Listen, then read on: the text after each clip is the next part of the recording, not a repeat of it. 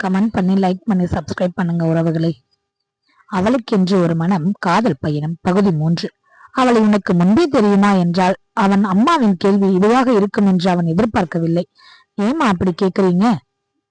இல்ல, உனக்கு யாராவது கொஞ்சம் கஷ்டப்பட்டால் கூட மனசு தாங்காது. ஆனா இந்த பொண்ணு ஏன் இப்படி வேலை வாங்குற? அவள் செய்யும் இந்த வேலையெல்லாம் நம்ம வீட்டில் 10 வேலைகள் செய்ய வேண்டியது. அதான் கேட்டேன். தன்னிடம் பொய் சொல்கிறான் என்று ஜெயராணிக்கு தெரிந்தது. உதய், நான் உன்னுடைய அம்மா. உன்னுடைய சின்ன சின்ன அசைவுகள் கூட எனக்கு நன்றாக தெரியும். அவளுக்கென்று ஒரு மனம் காதல் பயணம் பகுதி 3. உள்ளே நுழைந்த மதுமதியை பார்த்து இடியட் என்று கத்தினான் உதய். அவள் பயந்து அப்படியே சுவற்றோடு ஒட்டி நின்றாள். என்னடி ட்ரெஸ் இது என்றான். அவளுக்கு பயத்தில் வார்த்தைகளே வரவில்லை. உனக்கு நான் சொன்னது எதுவும் ஞாபகம் இல்லையா என்றான். ஒரே மதுவிற்குத்தான் என்ன தவறு செய்து விட்டோம், இவன் ஏன் இப்படி நம்மை திட்டுகிறான் என மனதுக்குள்ளேயே கேட்டுக்கொண்டாள். அவளின் பயந்த விழிகளை பார்த்தவன் சற்று தன் கோபத்தை குறைத்து கொண்டு கேட்டான். உன்னை யார் சல்வார் போட சொன்னது என்றான். நான் உன்னிடம் என்ன சொன்னேன்? நீ என் அடிமை என்று.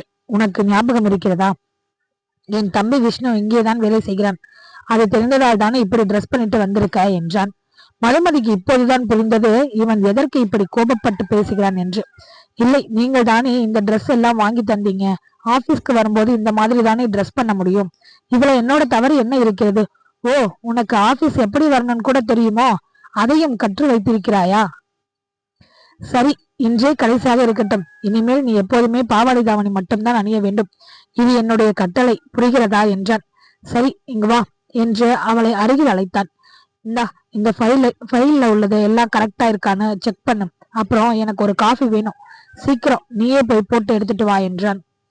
அவள் அந்த நிறுவனத்திற்கு புதியவளாக இருந்ததால் எங்கே சென்று காஃபி போட வேண்டும் என்று தெரியவில்லை. அப்படியே நின்று இருந்தாள். ஏய், ஏன் இப்படியே நிக்கிற? இங்கேயே நிக்கிற? நான் சொன்னது எதுவும் உன் காதல் விழவில்லையா என்றான் உதய். அது காஃபி எங்க போய் போட வேண்டும் என்று அவனையே கேட்டாள். ஓ, மகாராணிக்கு எல்லாத்தையும் நான் கூட எக்ஸ்பிளைன் பண்ணவா? உனக்குத்தான் எல்லாமே நன்றாக தெரியுமே என்றான் உதய். மதுவிற்கு கண்கள் இருந்து கண்ணீர் வர, ஏன் ஏன் இப்ப எதுக்கு எடுத்தாலும் நாடகம் ஆடுற என்றான். அவள் எதுவும் பேசாமல் இருக்கவே, சரி, ஆபீஸ் பாய வர சொல்ற, அவன் உனக்கு எந்த இடம் என்று காட்டுவான் என்று சொல்லிவிட்டு ஆபீஸ் பாயை அழைத்தான். ஆபீஸ் பாய் மணி உள்ளே வந்தான். சார் என்று கூப்பிட்டான். மணி, இவங்க பேரு மதுமதி. இனி உனக்கும் இவங்க ஹெல்ப்பா இருப்பாங்க. இவங்களுக்கு காஃபி போட வேண்டிய இடத்தை காட்டு என்றான் உதய். சரி சார் என்று சொல்லி மதுமதியை அழைத்து சென்றான். காஃபி போடும் அறையை காட்டினான் மணி. மதுமதி காஃபி போட ஆரம்பித்தாள். இவன் எதுக்கு நம்ம இப்படி பேசுகிறான்? எவ்வளவு கேவலமான வார்த்தை! ஒரு டிரெஸ் அணிந்து வந்ததற்கு இப்படியா? இவன் என்னை பற்றி என்னதான் நினைத்து வைத்திருக்கிறான்? என்னுடைய மனநிலைமை இவனுக்கு என்றுமே புரிய போவதில்லை. இன்னும் என்னவெல்லாம் அசிங்கப்படுத்த காத்திருக்கிறானோ? மனம் எதையோ யோசித்தது. மதி, காஃபி ரெடியா என்ற குரலில் நிமிர்ந்தாள் மதி. அங்கேயே கையை கட்டிக்கொண்டு அவளை முறைத்தவாறு நின்று கொண்டிருந்தான் உதய். என்ன கண் விழித்துக் கொண்டு கனவு காண்கிறாயா? உன்னுடைய எந்த கனவும் இங்கு பழிக்காதே என்றான். அவள் எதுவும் பேசாமல் காஃபியை கலந்து அவன் கையில் கொடுத்தாள். எனக்கு என்று நான் கனவு கண்ட காலம் என்றோ முடிந்து விட்டது. இப்போது என்னை பொறுத்தவரை என் வாழ்க்கையே வேறு ஒருவர் கையில் சிறைப்பட்டிருக்கிறது என்று சொல்லிவிட்டு உதய் கொடுத்த ஃபைலை எடுத்துக்கொண்டு அவள் வேலையை செய்ய ஆரம்பித்தாள். உதயகிருஷ்ணாவுக்கு ஏனோ மனது வலித்தது. மதுமதி வேலைகளை முடித்துவிட்டு ஃபைலை கொண்டு வந்து உதயிடம் கொடுத்தாள். அவன் அதை வாங்கி கொண்டு மேலும் ஒரு 4-5 ஃபைல்களை அவளிடம் நீட்டினான். அவள் அதை வாங்கி கொண்டு அறையை விட்டு வெளியேற நேரம் மதுமதி என்று அழைத்தான். அவன் குரலில் ஒருவித மாற்றம் இருந்தது. அந்த மாற்றம் மதுமதிக்கு தெரிந்தது. அவள் திரும்பி வந்து, என்ன சார் சொல்லுங்க என்றாள். அது நீ சாப்பிட்டியா என்று கேட்டான். அவள் பதிலுக்கு புன்னகை மட்டுமே தந்தாள். அந்த புன்னகையை உணர்த்தியது அவள் சாப்பிடவில்லை என்று. ஏன் சாப்பிடவில்லை என்றான். டைம் இல்ல சார் என்றான். அவள் அடுத்த கேள்வி கேட்கும் முன் அந்த ரூமை விட்டு வெளியே வந்தாள். அவள் அவனை மதிக்கவில்லை, மதிக்காமல் சென்று விட்டாள் என்று அவள் மீது மீண்டும் கோபம் தலை தூக்கியது. இவளுக்கு எவ்வளவு திமிர் இருக்கும் என்று நினைத்தான். இருடி, உன்னை பார்த்துக் கொள்கிறேன்.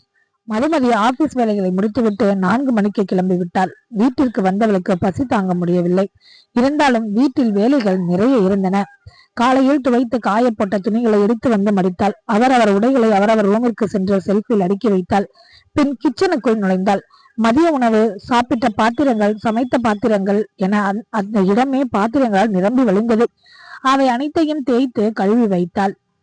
இரவு உணவு தயார் செய்தாள். பசி அதிகம் இருந்ததால் 2 இட்லிகளை எடுத்து வைத்து சாப்பிட அமர்ந்தாள். எங்கிருந்துதான் வந்தானோ தெரியவில்லை ஜெயந்தி. அவள் சாப்பிட ஒரு வாய் எடுத்து வாயில் வைக்க போனாள். என்னம்மா மகாராணி, வீட்டுக்கு வேலைக்கு வந்தவள் மாதிரி தெரியவில்லையே. இரவு உணவு இன்னும் யாருமே சாப்பிடவில்லை, அதற்குள் நீ சாப்பிட ஆரம்பித்து விட்டாய்.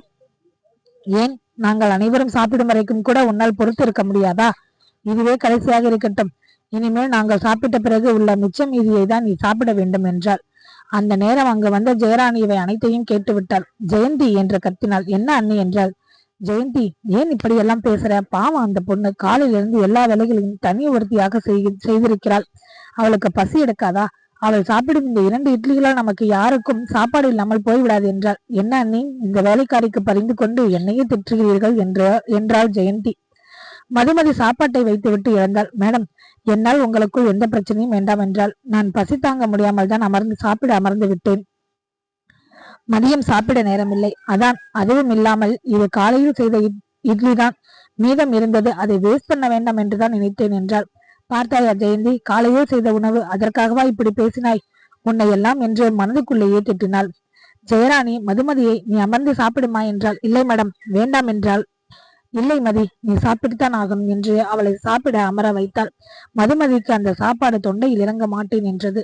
கஷ்டப்பட்டு சாப்பிட்டு விட்டு எழுந்தாள். மனதுக்குள் ஒரு முடிவெடுத்தாள். இனிமேல் இந்த வீட்டில் தண்ணீர் கூட குடிக்க கூடாது என்று. அவன் அந்த உதய் அன்றையே சொன்னான், இந்த வீட்டில் உனக்கு சாப்பாடு கிடையாது என்று. நான் தான் பசியில் அதை மறந்து விட்டேன். நாளை காலை வெளியில் சென்று நமக்கு சமைப்பதற்கும் சாப்பிடுவதற்கும் ஏதாவது வாங்கி வந்து வைத்துக் கொள்ள வேண்டும் என்று நினைத்தாள். இரவு அனைவருக்கும் உணவு பரிமாறினாள். அவர்கள் சாப்பிட்ட பிறகு பாத்திரங்களை கழுவி வைத்தாள். உதய் லேட்டாகத்தான் வந்தான். ஜெயராணியை அவனுக்கு சாப்பாடு பரிமாறினாள். நீங்க ஏமா இதையெல்லாம் செய்யறீங்க? இந்த வேலையெல்லாம் செய்யத்தான் மதுமதி இருக்காளே என்றாள்.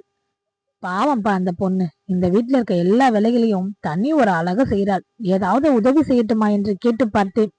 வேண்டாம் என்று மறுத்து விட்டாள். உடை, நான் உன்னிடம் ஒன்று கேட்கலாமா? என்னம்மா இது? நீங்க என்கிட்ட என்ன வேணாலும் கேட்கலாம், கேளுங்க என்றான். உனக்கு மதுமதியின் மீது ஏன் இவ்வளவு கோபம்? அவளை உனக்கு முன்பே தெரியுமா என்றாள். அவன் அம்மாவின் கேள்வி இதுவாகத்தான் இருக்கும் என்று அவன் எதிர்பார்க்கவில்லை. ஏமா அப்படி கேக்குறீங்க? இல்ல, உனக்கு யாராவது கொஞ்சம் கஷ்டப்பட்டா கூட மனசு தாங்காது. ஆனா இந்த பொண்ணை ஏன் இப்படி வேலை வாங்குற? அவள் செய்யும் இந்த வேலையெல்லாம் நம்ம வீட்டில் 10 பேருக்கு வேலையாட்கள் செய்ய வேண்டியது. அதான் கேட்டேன். அது ஒன்றுமில்லை அம்மா. அவள் கிராமத்தில் வளர்ந்த பெண். நான் கூட சொன்னேன், உனக்கு துளைக்கு வேலை செய்வதற்கு இன்னும் ஒரு 5 பேரை ஏற்பாடு செய்கிறேன் என்று. அவள் தான் வேண்டாம் என்று சொல்லிவிட்டாள். நான் என்ன செய்ய முடியும்? நீங்களே சொல்லுங்கள் என்றான் உதய். தன்னிடம் பொய் சொல்கிறான் என்று ஜெயராணிக்கு தெரிந்தது. உதய், நான் உன்னுடைய அம்மா. உன்னுடைய சின்ன சின்ன அசைவுகள் கூட எனக்கு நன்றாக தெரியும். நீ பொய் சொல்வதை கூட கண்டுபிடித்து விட்டேன் என்றாள். சரி இருக்கட்டும், நீயே ஒரு நாள் இந்த அம்மாவிடம் அனைத்தையும் சொல்வாய் என்றாள். அவனுக்கு தெரியும் அவனுடைய அம்மா அனைத்தையும் கண்டுபிடித்து விடுவாள் என்று. தெரிந்தும் உண்மையை மறைக்க நினைத்தது அவன் தவறுதான் என்று அவன் அம்மாவிடம் மன்னிப்பு கேட்டான். அதற்கான நேரம் வரும்போது நானே உங்களிடம் அனைத்தையும் சொல்கிறேன் என்றான். சரிப்பா, சாப்பிட்டு விட்டு வந்து உறங்கு என்றாள். மதி அனைத்து பாத்திரங்களையும் கழுவி விட்டு சமையலிருந்து வெளியே வந்தாள். உதயம் சாப்பிட்டு முடித்து எழுந்தான். மதி என்று அழைத்தான். அவளும் வந்து நின்றாள். இந்த பாத்திரங்களையும் கழுவி வைத்து விட்டு எனக்கு ஒரு கிளாஸ் பால் எடுத்து வா என்றான். அவளோ அந்த பாத்திரங்களை கழுவி வைத்து விட்டு பாலை காய்ச்சி ஒரு கிளாஸ் பால் எடுத்துக்கொண்டு அவன் அறைக்கு சென்றாள். அவன் காதில் ஹெட்போன் போட்டுக்கொண்டு படுத்திருந்தான். மது உள்ளே வருவது அவனுக்கு தெரிந்தது. அவள் உள்ளே வருவதற்கு அனுமதி கேட்டாள். அவன் காதில் விழவில்லை. அப்போதுதான் அவள் கவனித்தாள் அவன் பாட்டு கேட்டு கொண்டிருப்பதை. இவன் வேற ஒருத்தவன் பர்மிஷன் இல்லாமல் உள்ளே போனால் கத்துவான். ஒருவேளை நம்மை திட்டுவதற்காகத்தான் வர வைத்திருப்பானோ என்றெல்லாம் யோசித்தாள். சரி, திட்டு வாங்க போகிறோம் என்று உள்ளே சென்று அவன் கண்முன் நின்றாள். அவனும் இதைத்தான் எதிர்பார்த்து காத்து கொண்டிருப்பது போலும். என்ன மகாராணி, உள்ளே வரும்போது கதவை தட்டி வரும் பழக்கம் எல்லாம் இல்லையோ என்றான். இல்லை சார், நீங்கள் காதில் ஹெட்செட் போட்டு இருந்தீர்கள், அதான் உங்களுக்கு கேட்காது என்று நினைத்தான். அதெல்லாம் எனக்கு கேட்கும். உனக்கு தான் மேனஸ் என்றால் என்னவென்றே தெரியாது. என்னை எப்போதும் போல திட்ட ஆரம்பித்தான். அவள் எல்லாவற்றையும் கேட்டுவிட்டு பாலை அவன் கையில் கொடுத்துவிட்டு அங்கிருந்து விடை பெற்று சென்றாள். அவள் ரூமிற்கு வந்து அமர்ந்தாள். அப்போதுதான் அவளுக்கு உடம்பெல்லாம் வலிக்க ஆரம்பித்தது தெரிந்தது. அவளுக்கும் முனகிக் கொண்டு அப்படியே படுக்கையில் படுத்து உறங்கிவிட்டாள். அடுத்த நாள் 4 மணிக்கு அலாரம் அடிப்பதற்கு முன்பே இழந்து விட்டாள். அன்ற வேலைகளையும் கணக்கச்சிதமாக முடித்தாள். இப்படியே 1 மாத காலம் ஓடியது. ஜெயந்தி மட்டும் மதுமதியை வசைப்பாடுவதை நிறுத்தவே இல்லை. இப்போது ஜெயந்தியுடன் அவளது 2வது அண்ணனின் மகளான பிரியாவும் துணைக்கு சேர்ந்து விட்டாள். இருவரும் சேர்ந்து மதுமதியை நிறைய வேலைகள் வாங்கினார்கள். அவள்தான் ஒரு அமைதியின் சிகரமாயிற்று. பற்றாக்குறைக்கு உதவி வேறு இவர்கள் சொல்வதை ஏதாவது மறுத்துவிட்டால் அவ்வளவுதான். ஒரு நாள் மதுமதியிடம் பிரியா சிக்கன் சூப் கேட்டிருந்தாள். அவளும் அவளுக்கு தெரிந்தவரை சூப் ரெடி பண்ணி கொண்டு வந்து கொடுத்தாள். ஏய், என்னடி இது, சூப் இப்படி வச்சிருக்க? உன் மூஞ்சி மாதிரி இருக்கு என்று திட்டினாள். மதி எதுவுமே எதிர்த்து பேசவில்லை. உன்னை தாண்டி கேட்கிறேன், முன்ன பின்ன சூப் வச்சிருக்கியா என்றாள். மேடம், எனக்கு தெரிந்தவரை போட்டிருக்கிறேன் என்றார். சூடாக இருந்த சூப்பை பாதி வரை குடித்தவள் மதி பதில் சொன்னதும் மீதம் இருந்த சூப்பை அவள் முகத்தில் ஊற்றினாள். ஐயோ அம்மா என்று அலறினாள் மதி. தொடரும் உறவுகளை சப்ஸ்கிரைப் பண்ணுங்க, கமெண்ட் பண்ணுங்க.